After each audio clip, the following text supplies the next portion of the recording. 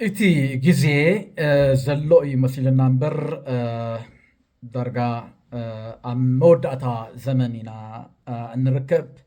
في نسها ندالو الجزء خمس بس بلبي نردا يجبا بحكي لبخا زحزن ورتاتنا نسمع زلنا መንፈሳዊ አቦታትና ነንባዕሎም ብዓይኒ ቁራኛ ዝረአይሉ ዘመን እዩ በፅሒ ዘሎ አቦና አቡነ ሰላማ ኩሉ ግዜ ከም ንፈልጦም እዞም አቦ እዚኦም እግዚአብሔር ዊዝደም ዝሃቦም ግሬስ ዝሃቦም አቦ እዮም በእውነት ዝነበሩ ዓዲ ይፍለጥ እዩ ኣብ ሃገረ ኣውስትራልያ ይኹን ደኣ እምበር ደቀይ ከገልግል ወንጌል ክሰብኽ ኢሎም ናብ ዓዶም እንትመፁ ተለዉ በታ ቅንዕንኦም ኣገልግሎት ንደቆም ከስተምህሩ ለይትን ቀትርን ድቃስ ዘይብሎም ከም መንፈሳዊ ኣቦ እንትሰርሑ እንተለዉ ካብ ዕርኽቶም ከምኦም ዝበሉ ምናንያን መነኮሳት ጳጳሳት ከስርሕዎም ኣይከኣሉን እዞም ኣቦ እዚኦም ብሓቂ ብልቢ ኢልኩም እንተሪኢኹሞም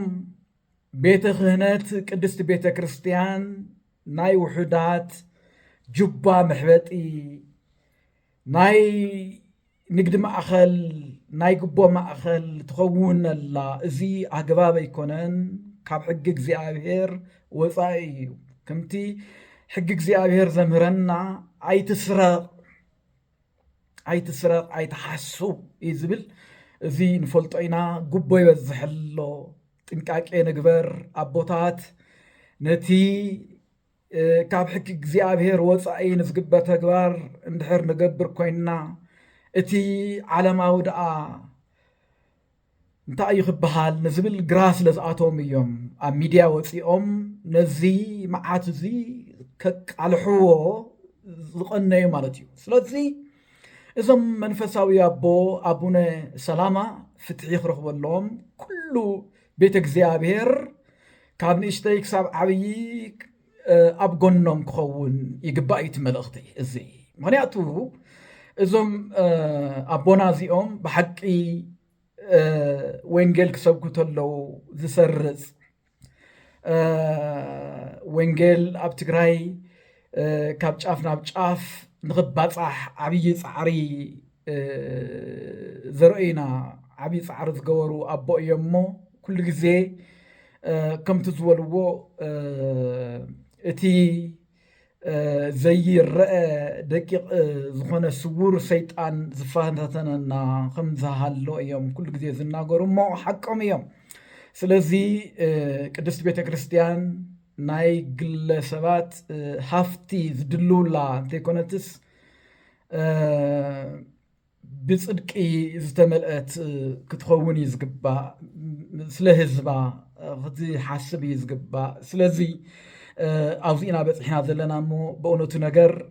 ንሕና መናእሰይ ንሕና ዓላማውያን ክንገብሮ ዝሕፍር ወይ ከዓ ዘይገበርናዮ ነገር በቶም ሓለፍቲ ዝበሃሉ ኣሕልቕ ዝበሃሉ ከምዚ ዓይነት ስራሕቲ ክረአ ተሎ ብሓቂ ኣዝዩ ልብኻ ዘድክም እዩ እሞ እዚ ከምዞም ኣቦና እዚ ብብርትዐ ከምቶም ወለድና ናይ ጥንቲ ነበያት ሃዋርያት ብድፍረት ብምውፃእ ነዚ ከውግዝዎ ተለዉ ሓቅኹም ኣብ ጎንኹም ኣለና ክበሃሉ እዩ ዝግባእ ስለዚ ንበይኖም ሸለል ዝበሃል ኣይኮነን እዞም ኣቦ እዚኦም ኣቦ ኩሉ ስለ ዝኾኑ ኣቦ ደከማታት ኣቦ ዕሩቃን ኣቦ ናይ ኩሉ ስለ ዝኾኑ ብድፍረት ወፂኦም ክዛረቡ ተለዉ ክምስገኑ እዮም ዝግብኦም ብሓቂ እግዚኣብሔር ጎይታና መድሃኒ ዓለም ድማ ከፅልሎም ብተኣምራቱ ክሕልዎም ንሕና ኩላይ ፀሎት ክንገብረሎም እዩ ዝግባእ ስለዚ ኢን ዚስ ሃርድ ታይም أقولنا ممكن خون يزقبا سلزي مورال كنبرات عم يزقبا بحكي أبونا سلامة منفساوي أبونا زيهم قدوس مخانم كل سب يفلت إيو حد جن كاب زي مرداء مثلني زي ناتهم زي بهاريهم أب مهراو ميديا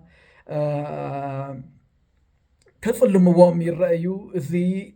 بحكي زحفريو تي ترى صلمه سغيلو زمص أكسيدنتالي تيكونس كونه تهايلو تسرحيلو زم سبعي زيهم داون كجورو مثل دوليو توم مسؤوم بحما زتأمامتهم داون جورو مثل دوليو بمحبرم جيرم بأكتيفيستهم جيرم زي شمام إن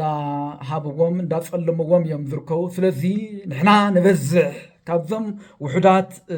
أكتيفيست نحنا نبزع حزب እግዚአብሔር ይበዝሕ ቤት እግዚአብሔር ይበዝሕ እሞ ስለዚ ኣብዞም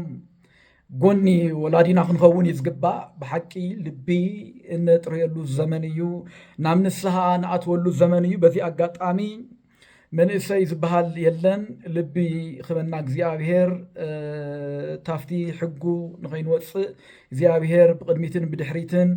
ጋይድ ክገብረና ብፍቅሩ ክሕዘና ጸሎት እንዳገበርና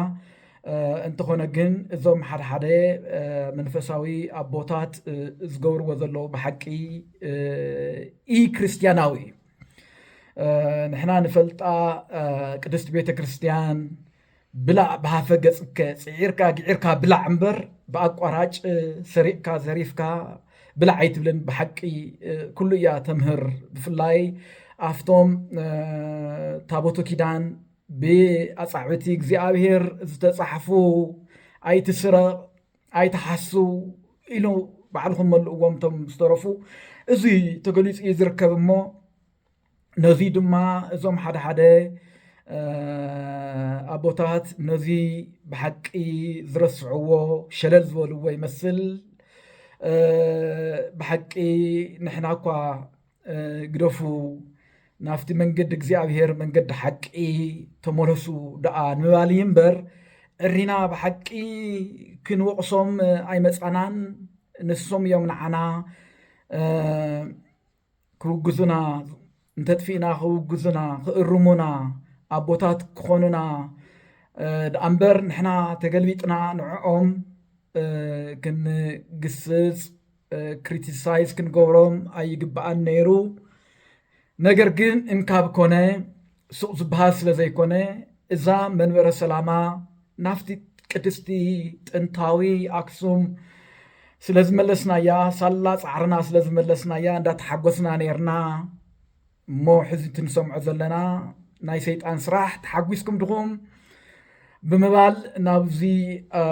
ይጎተና ኣሎ ናብ ዘይደለናዮ ይጎተና ኣሎ እሞ ስለዚ ሕዝም ኣይረፈደን ሕዝም ክንብልበለ እሞ ኣይፈሰሰን እዩ እሞ ክቡራት ቤተ እግዚአብሔር ነዚ ተረዲእና ብኣግኡ በቦትኡ ክነብፅሑ እዩ ዝግባእ ነቲ ንሰምዖ ዝቐነና ብፍላይ ከዓ ሕዚ እውን ደጋጊመ ዝብሎ ኣብ ጎኒ ኣቦና ኣቡነ ሰላማ ክንኸውን እዩ ዝግባእ ብምባል ናይ ሎማዓንቲ ፕሮግራመይ ኣብዚ ክውድእ ክብረት ይሃበለይ ይቐኒየለይ